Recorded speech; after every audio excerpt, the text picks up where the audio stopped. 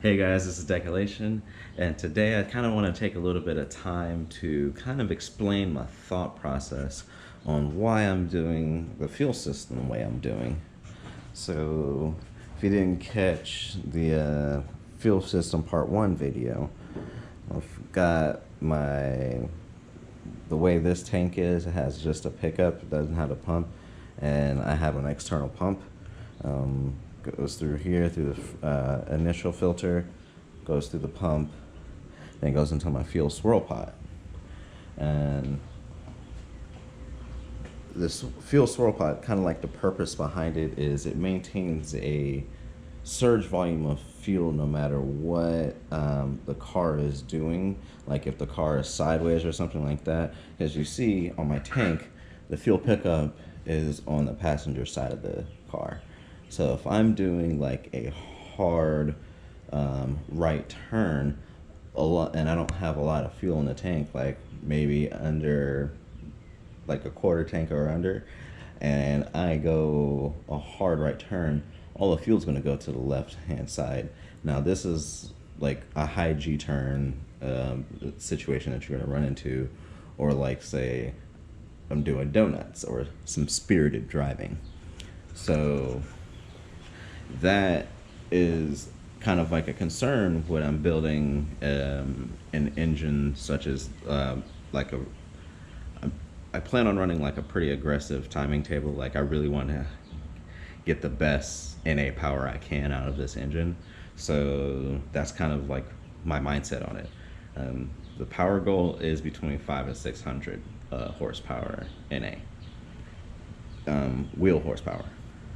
It's very possible with the 6-liter, but we'll see. That's kind of like where my aspirations are, and I've got backup plans if I don't meet my aspirations, but we'll talk about that later. But yeah, so I'm going to need to make sure that I have full fuel capacity for this, and I am building this truck to be like the ultimate street machine, like something that I don't mind getting in and cruising. But I also want to do like maybe some autocrossing, some track day events, and just HPD, like HPD, like high performance driving experiences. Yeah, so some of those events as well in this beautiful truck that I'm building. So that's kind of the reasoning why I'm thinking about how my fuel system is going to react with any situation this car is going to be in. Who knows, I may even try to learn how to drift in this car. It's automatic, and I don't plan on doing a hydro handbrake yet, but maybe some spirited drifting or just fucking around. But yeah, so that's kind of my design thought process on it. So just one of the other things is I am not sure if this tank is baffled, so I could probably pull it open and kind of look, but I'm about 90% sure that there aren't really any baffles in this tank, so that's another concern as well. And kind of things of note, like if any of you are familiar with fuel systems, you kind of want to have your fuel pump. If you don't have an intake fuel pump, you want your fuel pump to be lower than the bottom of your gas tank, just for net positive suction head and stuff like that. But you also they also want you to be within 3 feet of the tank. So if you look right here in the design of this rear end of the truck, it's very hard to be below the bottom of the tank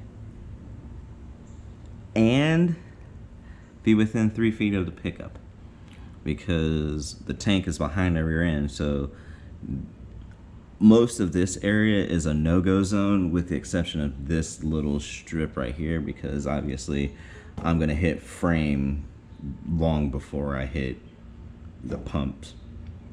So that's kind of what I had to do. But I kind of did a hybrid system because I'm doing the swirl pot as well. for efficiency, I did make sure the bottom of the swirl pot is below the tank. So, or equal with the tank. Yeah, it's slightly below. So when you look at this, it comes from the pickup and then it just gradually slopes down into the swirl tank. And this has a pump as well, so it's also going to be drawing some type of suction up as well as this pump on the tank.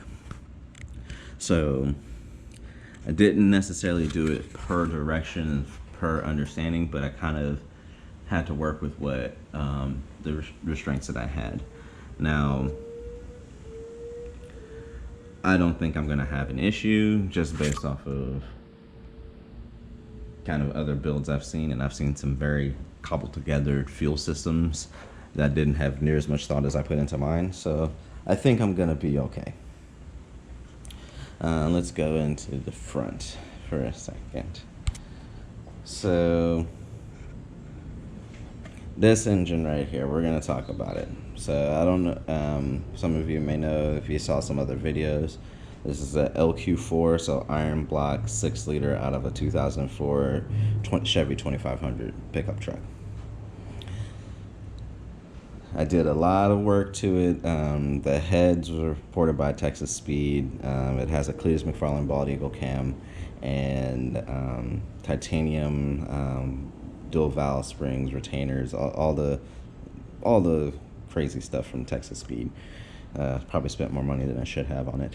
But with that being said, like, I really wanted kind of like a maximum effort NA engine, because one, I think the NA engine is, I love driving NA, like high horsepower NA engines, because it's just an amazing feeling.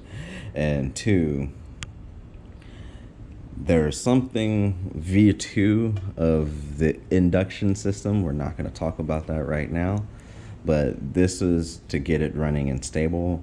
But I want to change the induction system. Let's just call it that. But we have to see how everything comes together first. But yeah, so that's just kind of like what I wanted to talk about the fuel system and my design and thought process behind it. Next, probably talk we'll do kind of like in this format. I'm not sure. I have to order a couple more things, and a lot of the things that I thought about for this car, I've probably spent more time researching this car than the hours I have building it, and I'm probably easily to like 150 hours already into this build.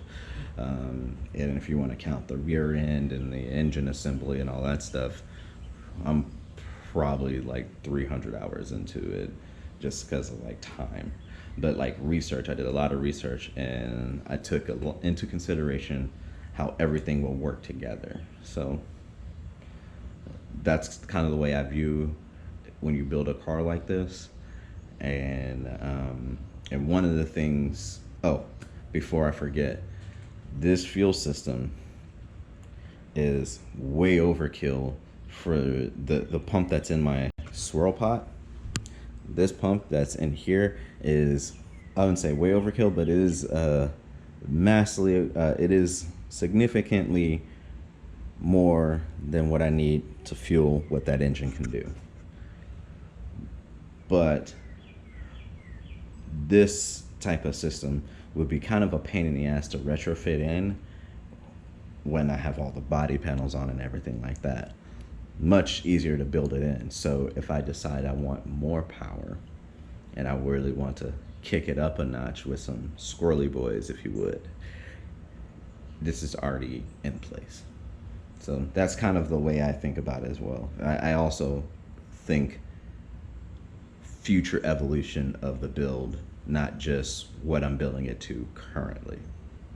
But yeah, you guys like the video, like kind of this kind of format of me, really the behind the build type of footage.